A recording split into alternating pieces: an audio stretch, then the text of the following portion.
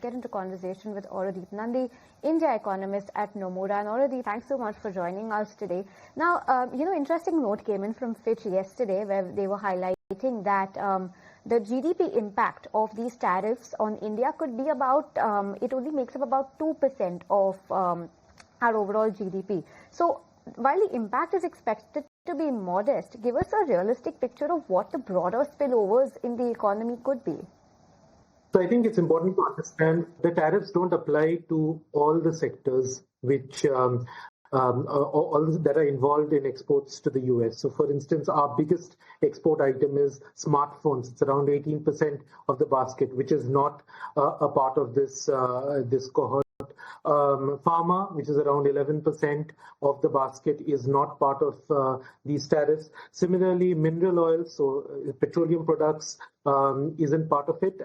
And things like auto, for instance, is actually being taxed by 25% because it's under a separate category of Section 232. Similarly, iron and steel is already at 50%. So around 30 to 40% of the overall basket is somewhat exempt or is differently treated compared to this.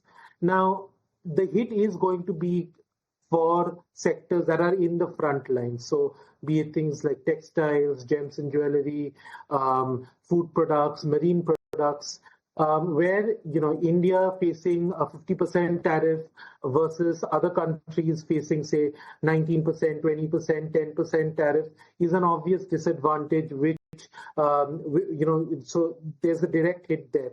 The indirect hit comes from the fact that the US is an extremely important customer in these sectors. So you mentioned that the US is around 2% of GDP, the US exports. But the thing is that in these sectors, the US accounts for around 30 to 40% of the overall exports, which means that there could be a hit to employment in these sectors, both in terms of direct and indirect, the informal economy that relies on these sectors.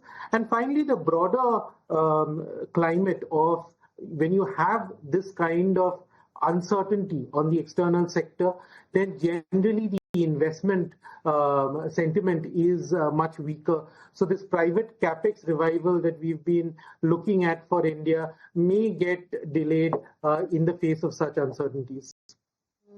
Aurodeep, I must say at the onset, that's a very Trump-inspired attire you have today. The red tie. Right. That was completely unintentional. I didn't know this interview at the moment. I buy that. But tell me, Aurodeep, while there is the impact of tariffs on one hand, on the other, there is that significant government push. You've got the GST rationalizations. You've got, the renewed reform push right now by the government as well. And then, of course, so much comfort and ammo from the RBI as well.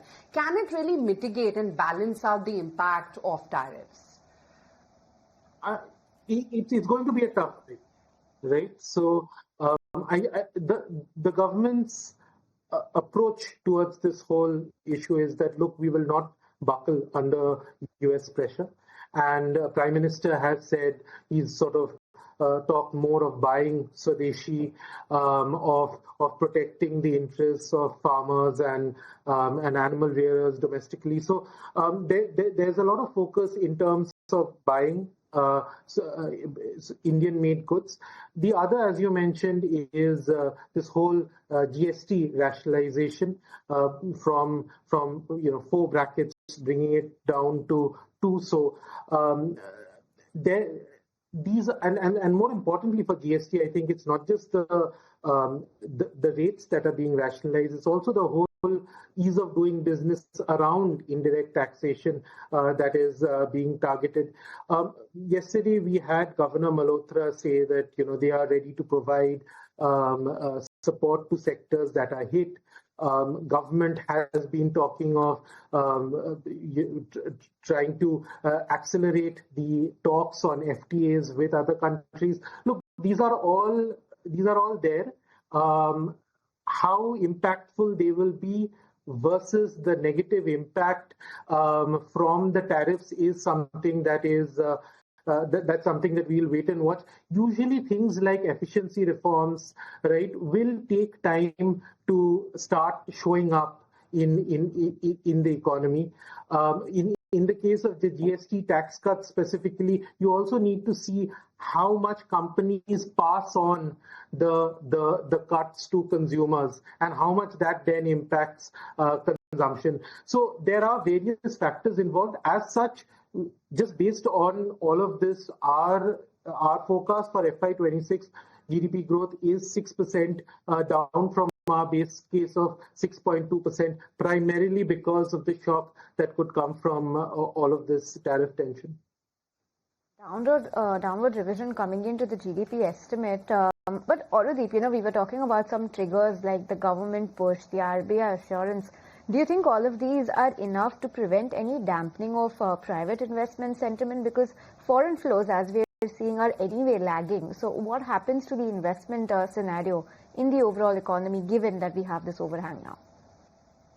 Well, I mean, I think that people will be watching how the data evolves for India. So the impact of these tariffs will possibly be visible in the September trade numbers. In the August one, there could be some front loading that still happens because exporters are expecting the 50% tariff later. So it's September where we'll actually get the real cost of these tariffs and really some more clarity in terms of, is India and the US bridging some bridges, or is it something that's not getting resolved in the near term, and that 50% tariffs are going to exist till FY26. So there is going to be some nervousness around that. There'll be some nervousness around how the economy reacts. People will be watching a lot the festive season to see how much the GST tax cuts are really boosting the economy, and how durable that boost is. But I think the broader point is that private capex in such a situation will take a backseat because companies will be facing a lot of uncertainty. Domestic demand as such has been relatively on the weaker side for India. So, all things put together, it's not a great environment for the investment cycle. Okay, so that's on the investment cycle. But Aurodeep, help us understand what happens to these individual sectors and the kind of contribution that they have to the economy. Names like textiles, you have chemicals. Now, obviously, an immediate hit is going to be seen in all of these sectors, while normalization might take some time. But what happens to their contribution to the overall GDP, and how long do you think it would take to see some sort of recovery here? So again, it depends a lot in terms of how long these tariffs last. See, 50%, when India was taxed to 25%, right, and the rest of Asia is at 20%, then, or 19%, that delta of 5 to 6% wasn't that big a deal because an exporter sitting in India could offer a 5 or 6% discount to prevent that sort of demand evaporating away. But 50%, it's almost a 30 percentage points difference. It's not easy to just to give that level of discount, which means that there's a pressure. There'll be pressure on units for textiles, for gems and jewelry, for food products, for marine items, in terms of sort of how they negotiate, how they navigate around these. There is news coming in that a number of the gems and jewelry units are thinking of relocating to other low-cost locations where the tariff is lower in order to escape this kind of imposition. So, and I think the bigger threat is actually to MSMEs, the smaller companies that don't have that much margin in order to counter these kinds of tariffs. So, there is the issue in terms of how these firms are able to survive this. Then, as I said, there's the issue of the employment, people who are employed in the textile sector, in the gems and jewelry sector, in the say marine product sector, and then sort of the economies around these. I mean, a lot of cities are around these export hubs, right? And that has a sort of spillover effect in terms of consumption in the economy. So GDP is consumption, investment, government spending, and net exports. So your net exports is the first one to get hit, right? And then the secondary impact, if you need to watch out for, is what's going to happen to consumption as a result of this, and what's going to happen to investment as a result of this. So what happens to the RBI action as a result of this then, Aurodeep? Do you see further easing in the year ahead? Absolutely. We have 50 basis points of cuts further. So we have 25 basis points in October, and we have 25 basis points again in December. I think, look, the August meeting, it didn't really take into account much of the whole tariff tension aspect, right? And in fact, if you go through the MPC minutes that were released later, it certainly didn't indicate that MPC members felt that this pause is that they're done and dusted on rate cuts. In fact, there are two things which they are looking out for. One, they were looking out for what's going to happen on the tariff side. Will the 25% penalty be avoided? Will the tensions de-escalate, which has not happened? And second, they're looking at the transmission of the existing cuts that has happened.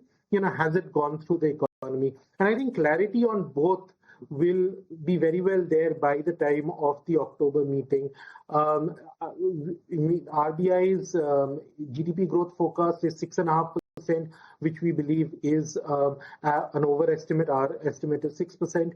Even on inflation, RBI has over 3% as their inflation forecast for FY26. Our estimate is around 2.7%. So there is an undershoot that's likely to happen both on growth and inflation. Plus, you have this shock that's coming into the economy. I think this is a great time to continue with the easing cycle. So we have our terminal repo rate is at 5%. So we expect 25 basis points cut in October and then again in December. Okay, Aurodeep, appreciate your time and appreciate you joining us. We'll let you go. Thanks so much.